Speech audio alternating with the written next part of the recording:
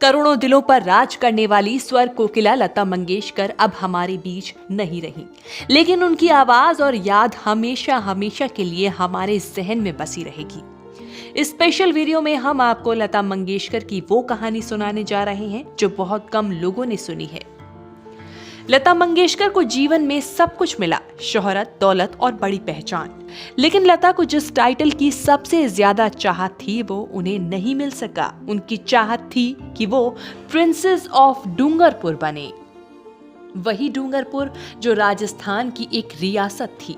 जाने माने क्रिकेटर और भारतीय क्रिकेट टीम के मैनेजर रहे राज सिंह डूंगरपुर के साथ लता के खास रिश्तों की चर्चा सोशल लाइट और संगीत की दुनिया में बड़े अदब के साथ की जाती है। बीकानेर की राजकुमारी राज्यश्री, जो राज सिंह की बहन की बेटी हैं, अपनी आत्मकथा पैलेस ऑफ क्लाउड्स एमेमोयर में लिखती हैं कि दोनों की मुलाकात क्रिकेट के लिए दीवाने लता के भाई हृदयनाथ मंगेशकर के जरिए हुई थी। हृदयनाथ मंगेशकर और राज सिंह डूंगरपुर में दोस्ती थी। फिर इसी दोस्ती में लता की एंट्री हुई और उनकी मुलाकात राज सिंह डूंगरपुर से हुई। इस रिश्ते पर न सिर्फ डूंगरपुर के शाही घराने की नजर टेढ़ी थी, बल्कि डूंगरपुर खानदान से जुड़े दूसरे राज परिवार भी इस रिश्ते को वो मुकाम नहीं दे पाए जिसका ये हकदार था। डूंगरपुर घराने की कहानी बताएं तो राज सिंह डूंगरपुर इस रियासत के महाराजा के तीसरे बेटे थे।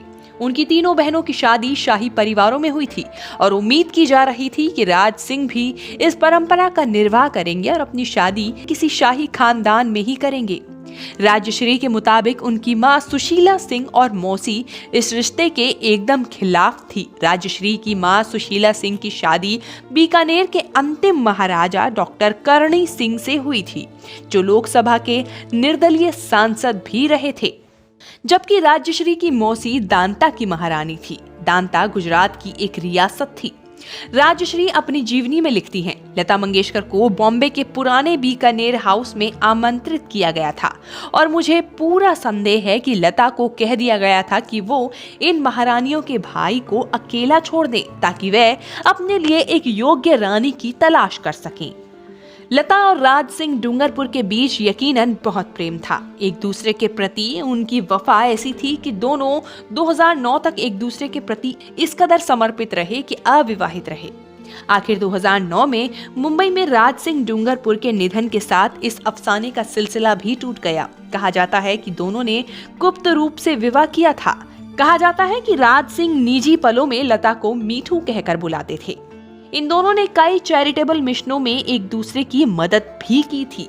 दोनों के रिश्ते को लेकर यह भी कहा जाता है कि राज परिवार से सहमति नहीं बन पाने की वजह से लता मंगेशकर का सपना अधूरा रह गया और वो ताउम्र अविवाहित रह गईं। क्योंकि कहा तो ये भी जाता है कि उन्होंने फिर राज सिंह के अलावा किसी और के बारे में कभी नहीं सोचा। राज सिंह के निधन के बाद लता के लिए एक तरह से वो सपना खत्म हो गया। लता दीदी अब हमारे बीच नहीं है, लेकिन उनकी यादें और सुरीली आवाज हमेशा हमेशा के लिए हमारे जहन में अमर रहेगी।